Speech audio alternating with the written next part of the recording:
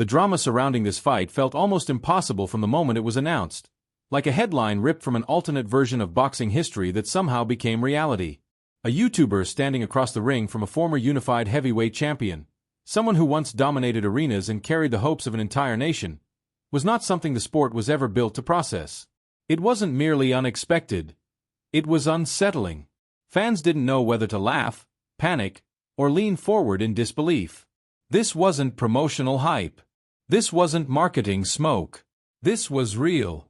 Jake Paul versus Anthony Joshua was suddenly the kind of matchup people would debate for decades, not because it looked competitive on paper, but because of the sheer audacity of its conception. Two worlds collided, one built on Olympic pedigree, brutal wars, and elite discipline, the other forged from controversy, ambition, and a relentless refusal to respect the boundaries imposed by tradition. The build-up to the fight felt surreal, like watching boxing argue with itself in public. Jake Paul had spent years taunting the establishment, daring it to stop dismissing him. He had become the most polarizing figure in combat sports, a man whose very presence forces fans and fighters alike to confront questions about legitimacy and spectacle. Anthony Joshua, by contrast, carried the quiet weight of a man who had already scaled the sport's highest peaks and tasted bitter defeat. One fighter chased validation. The other tried to stabilize a legacy fractured by brutal knockouts and punishing losses. Sparks were expected. Chaos was guaranteed. But no one could have fully predicted the strange, electric tension that would ripple through the air. This wasn't just a fight. It felt like a fever dream unfolding in slow motion, each round bleeding into the next, until the line between fantasy and reality blurred. Jake Paul entered this moment with everything to prove. His record, when examined superficially, looked impressive, but context always sparked debate. Most of his victories had come against names that were famous, not necessarily dangerous.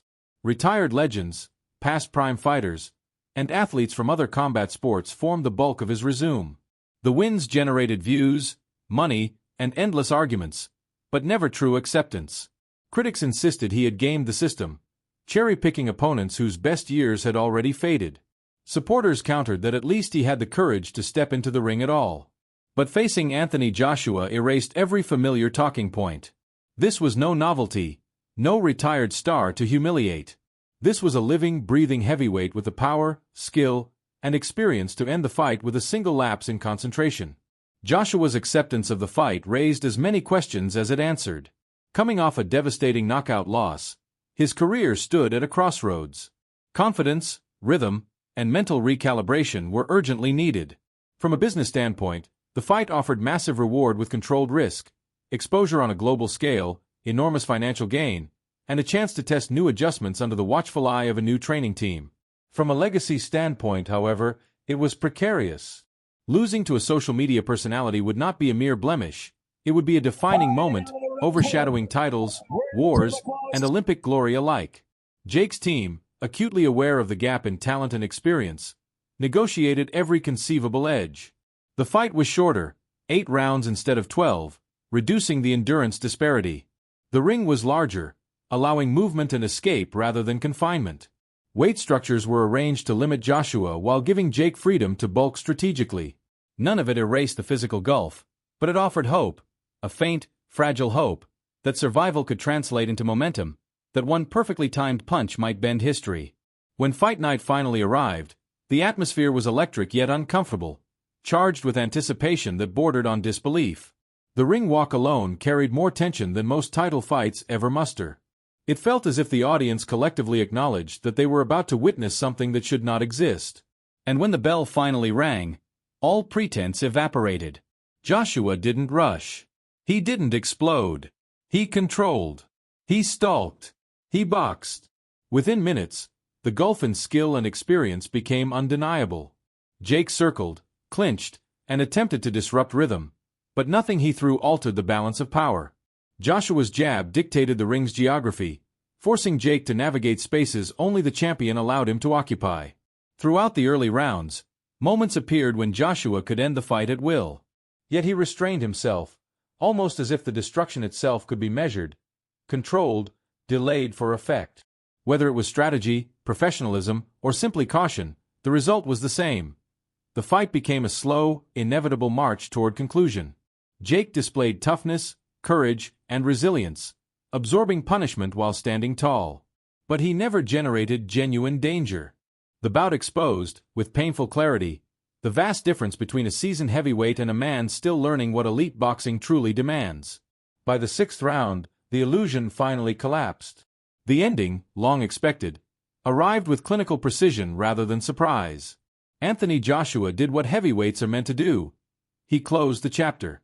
The knockout was not celebratory, it was inevitable, a statement of reality, a confirmation of hierarchy rather than a dramatic twist. For Joshua, the victory offered reassurance and opportunity. Historically, his legacy remained intact, yet financially and strategically, the fight was transformative. One of the largest paydays of his career, a chance to regain rhythm, and a return to form under global scrutiny. For Jake Paul, the loss was a reckoning. His accomplishments as a promoter and attraction remained intact, but inside the squared circle, the fight defined a ceiling.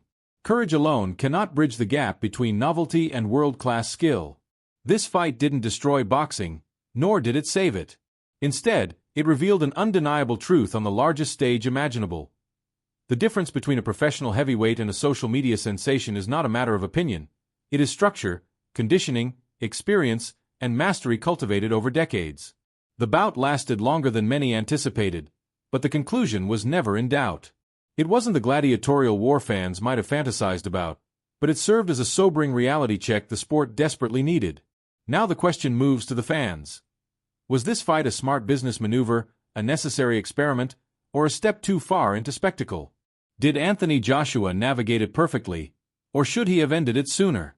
And where does Jake Paul go from here after finally facing a true heavyweight titan? The debate is wide open. Drop your thoughts, keep the conversation alive, and if you want cinematic, in-depth breakdowns of the biggest moments in combat sports, make sure to like the video, subscribe, and stay tuned for the next chapter.